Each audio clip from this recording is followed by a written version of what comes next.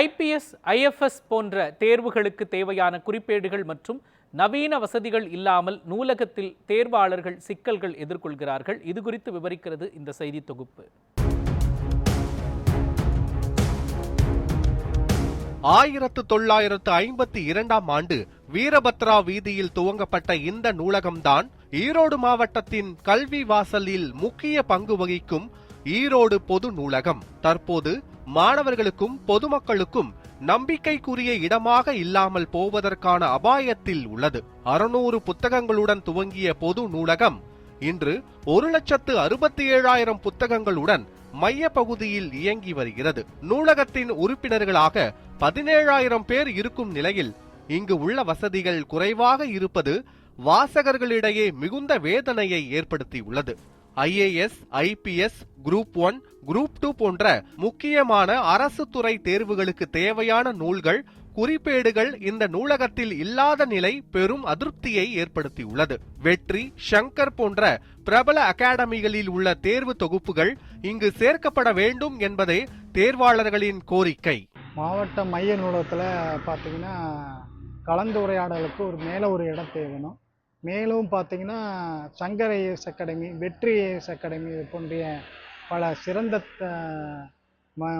பயிற்சி மையங்களுடைய ஒரு வெற்றி தொகுப்பு கட்டாயம் இதுக்கு தேவைப்படும். மேலும் நூலகத்தில் உள்ள புத்தகங்கள் பெரும்பாலும் 1985 முதல் 2000ஆம் ஆண்டு வரையிலானவை மட்டுமே என்பது குறிப்பிடத்தக்கது. 2000ஆம் ஆண்டுகளுக்கு பிறகு வெளியான புத்தகங்கள் மிக சிலவே உள்ளதாகவும் வாசகர்கள் தெரிவிக்கின்றனர். நவீன உலகில் மாணவர்கள் இணையதளங்களை பயன்படுத்தி கல்வியை விரிவாக்குகின்றனர். ஆனால் ஈரோடு பொது நூலகத்தில் கணினிகள் போதிய அளவில் இல்லை. இருப்பவை கூட குறைந்த வேகத்தில் செயல்படும் இணைய இணைப்புடன் இருப்பது அதிக கோபத்தை ஏற்படுத்தியுள்ளது. இதன் காரணமாக இணையம் சார்ந்த பயிற்சிகளை மேற்கொள்ள முடியவில்லை எனும் புகார்கள் எழுகின்றன. சிஸ்டம் வந்து இன்னும் 2-3 தான் நல்லா இருக்கும். ஏன்னா இப்போ வந்து நம்ம ஒரு கொஞ்சம் பேர் யூஸ் பண்ண 2 தான் இருக்கு. இன்னும் 2-3 இருந்தா கொஞ்சம் பெட்டரா இருக்கும். வெயிட் பண்ணி தேவையில்லை, அவங்களே வந்து யூஸ் பண்ணிட்டு போய்க்கலாம். வெயிட் பண்றங்கிற அவசியமே இல்லை. ஈரோடு பேருந்து நிலையம் அருகே உள்ளதால் மாணவர்கள் மற்றும் பொதுமக்களுக்கு எளிதில் அணுகக்கூடிய இடமாக இருக்கிறது. இந்த நிலையில் மாவட்ட நிர்வாகம் நூலகத்தை மாவட்ட ஆட்சியர் அலுவலகத்திற்குள் மாற்ற திட்டமிட்டு வருகிறது. இதற்கு வாசகர்கள் கடும் எதிர்ப்பை தெரிவித்துள்ளனர். நூலகம் இந்த இடத்திலேயே தொடர வேண்டும் என்பது அவர்களின் கோரிக்கையாக உள்ளது. அரசாங்கம் வந்து வாசகர்களுடைய வசதிகளை கருத்தில் வச்சு அவங்களுடைய வாழ்வாதாரத்தையும் பொருளாதாரத்தையும் உயர்த்துவதற்காக அரசு இது கருத்தில் கொண்டு மாவட்ட மைய நூலகம் தொடர்ந்து பேருந்து நிலையத்துக்கு அருகாமையிலேயே செயல்பட்டு வருவதற்கு அரசு பரிந்துரை செய்ய வேண்டும்.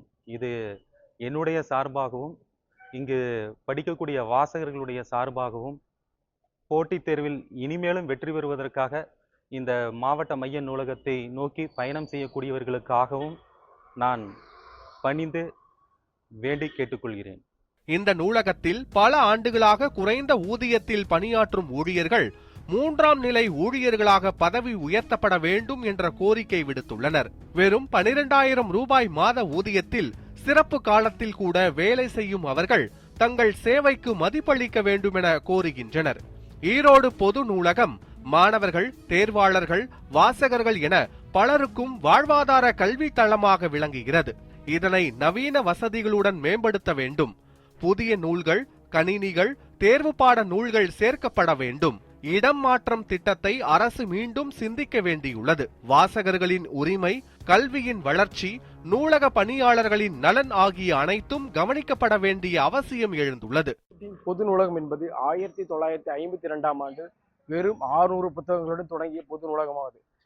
இப்போது அந்த நூலகத்தில் 1,67,000 புக்குகள் அங்கு குவிக்கப்பட்டுள்ளன. இங்கு போட்டித் தேர்வுகள் படிக்கின்ற மாணவர்கள் ஏராளமாக அனுதினம் வந்து செல்கின்றனர். தேர்வு குறிப்பீடுகள் என்பது குறைவாக உள்ளது என்றும், மேலும் இங்கு பல்வேறு அகாடமியில் சிறப்பு உள்ள அகாடமியில் உள்ள வெற்றி குறிப்பேடுகள் இங்கு இடம்பெற வேண்டும் என்பதே இங்குள்ள வாசகர்களின் எதிர்பார்ப்பாக உள்ளது. நியூஸ் 7 செய்திகளுக்காக ஈரோட்டிலிருந்து ரமேஷ்.